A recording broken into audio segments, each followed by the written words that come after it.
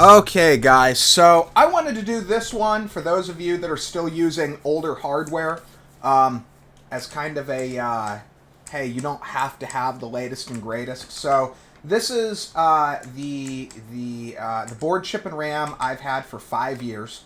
This is a i9 9900K. The board's a little on the high end, a lot on the high end. It's a MSI Z390 Godlike, which was probably a mistake to buy just because of the fact that it has kept my mind from wanting to buy a new board chip and RAM because I paid triple what I should have for a board, and so now I kind of am trying to get as much life as I can out of this thing. And this is my 1080 Ti that I purchased almost new. It had been tested by a YouTuber for a couple of weeks, and I had a friend that had a connection with said YouTuber and was able to get it to me for a fairly decent deal back in the day. But I've owned it for its entire lifespan. This card, hell, it's possible that this card has actually seen less total gaming than my 4090, honestly. Like, this, I didn't get into gaming for the purposes of, like, actual fun enjoyment until just a few years ago. So, just before I got my 3080, actually. But, so this is a level of performance that can be had for around $500. Obviously, you're not going to get a system with the Z390 Godlike in it, and maybe not even a 9900K. But realistically, like on eBay right now, at this exact moment, you can go on eBay and buy yourself a i7 5960X X99 based 8-core hyper-threaded, so it's gonna look to, it's not quite as fast as the 9900K, but it's close. It's definitely close enough for the purposes of pairing with a 1080 Ti. But anyway, you can get the chip for $65 at this moment. This instant. These parts are on eBay right now. I'm even thinking about buying it. With a decent board, you can get a Gigabyte X99 UD4P for $100, just under actually, $99 free shipping, so you'd be looking at just over $100 after tax. So you're at $150 for your board and chip. You can get RAM, you can get 16 gigs of DDR4, and if you look up at the top, we're using 6 gigs of DDR4, okay? You don't need 32 or 64 like I have on this. We're using 6 gigs right now. So you can get 16 gigs of DDR4 for, I think, under $50 right now. Especially if you don't need it to be fancy. If you don't care, even with RGB, I think you can get. Oh man, I think I saw a kit of Corsair Vengeance Pro RGB. I think I saw like a 32 gig kit for like $80 earlier today. You can buy any random case off Craigslist. You can buy any random, $50 for a decent tempered glass case if you watch. So you're at $250. You can get a decent power supply, like 850, 900,000 watt power supply, name brand for $50 if you watch. 100 maybe max. 80, 75, 80. You shouldn't pay more than 75, 80. So you're at what, 2, 3, like 325, something like that. You can get a cheap 1 terabyte SSD off eBay now for $60, I think, even name brand if you buy it used, like a Samsung 840 EVO. And then what else would you need? You're at like maybe 4? What the heck else do you even need? Man, I'm trying to think. Even board, chip, RAM, video card. Yeah, I mean, this is a system that'll deliver approximate. Oh yeah, and then the video card. So 1080 Ti is kind of an interesting beast. There are people that understand what they have, but understand that it's old and are willing to give someone a good deal and will sell one for $150 to $200. So, and then there are people out there that are just idiots who think they're going to get $450, $500 out of these. Don't buy one of those cards. Do not feed the waterfowl. So realistically, this can be done even if you don't get a deal. Even if you just go and grab parts that are available right now, this instant, you'd still be able to obtain. You'd still be able to do it for like $500, maybe $6. You know, I don't want to crap on anyone that doesn't have any money at all, but at the same time, if this is even this is a fairly high performing system compared to a lot of people's systems. So if you're not willing to put a few $100s into this as a hobby, then I would say it's just not a very important hobby to you, generally speaking. But I mean, that's cheap. That's a $500. That's a quarter of what I just spent on my 4090 alone. So and look up at the frame rate we're hitting here. The experience is here.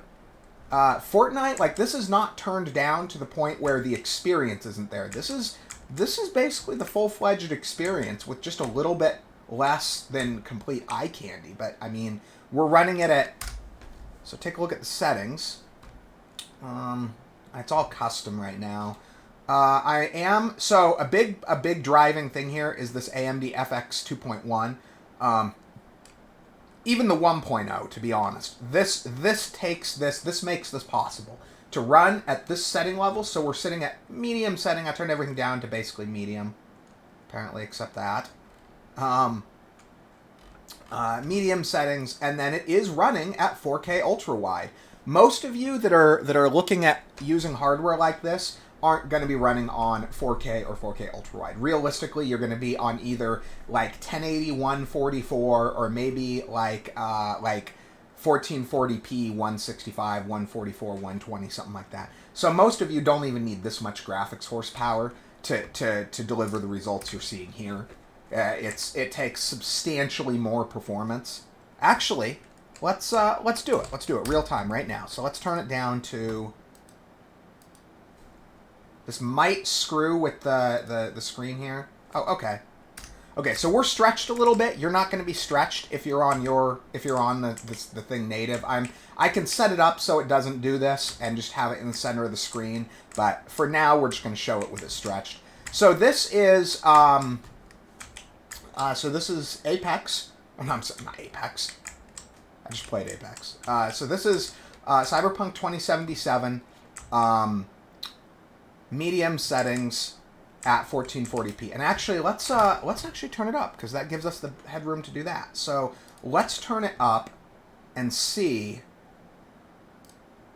Oh, I'm not a fan of that. Let's actually max it out. Let's see what it does at 1440 on this. I bet turning the ultra options on is going to push it just over the edge of playable frame rate and give us almost no visual difference. Let's see what we get, though. I mean, we're close. I mean, look at that. 40, 45. We need another 10, though. So let's turn it up, or let's turn it back down. Let's do a couple things. So let's do that. Let's turn anything that's on ultra. No, let's turn that to high. This is probably dragging us down. And let's turn that to medium. Let's see what we get. Okay.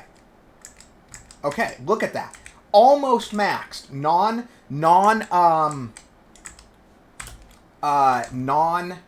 ray tracing, and you know, none of the extra advanced eye candy, but the regular stuff at 1440p. Yeah, you can even see the dust coming off the bike. At 1440p, this is absolutely playable frame rates. So for those of you who don't have the money to pick up one of these next generation cards, either if you're looking at something like a 1080 Ti or you already have something like a 1080 Ti, the actual visual difference from going from say a 1080 Ti to something like a 3080 or even my 4090 it's an enthusiast thing. And I'm not saying, I'm not going to be like one of those guys on the internet that's like, you don't need a 4090, you don't need a 4090. I mean, honestly, if Jay over at Jay's 2 Cents is going to be building his barely teenager systems that he's going to show off, and guys like that, they always do those YouTube creators, they build their like teenagers, they build their little kids these systems, and they'll be like, I'm throwing a 3090 Ti in my system for my kid. Like, if their kid needs this, it needs a 3090, absolutely, so do you. But at the same time, if you're using older hardware like this, there is still absolutely fun to be had. These modern games, anything, I wouldn't recommend buying less than a 1080.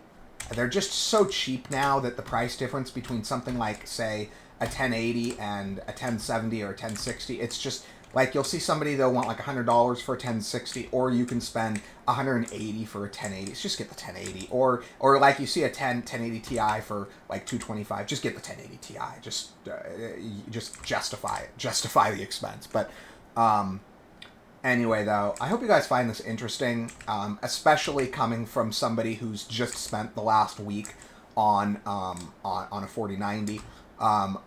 Honestly, every single time I load, and this is the exact same system. This system 10 minutes ago had my 4090 in it. So it's the exact same system I've been running with the 4090. And I gotta say, every single time I put the 1080 Ti in a system and load up something like Cyberpunk, I get a smile on my face. Every single time I see this card run, it makes me happy. It's just, this thing's gonna go down as the greatest video card of all time. Absolutely no doubt. But anyway, I hope you guys find this little chat interesting and informative, and maybe I'll start doing more of this kind of stuff. Anyway, though, thanks for watching.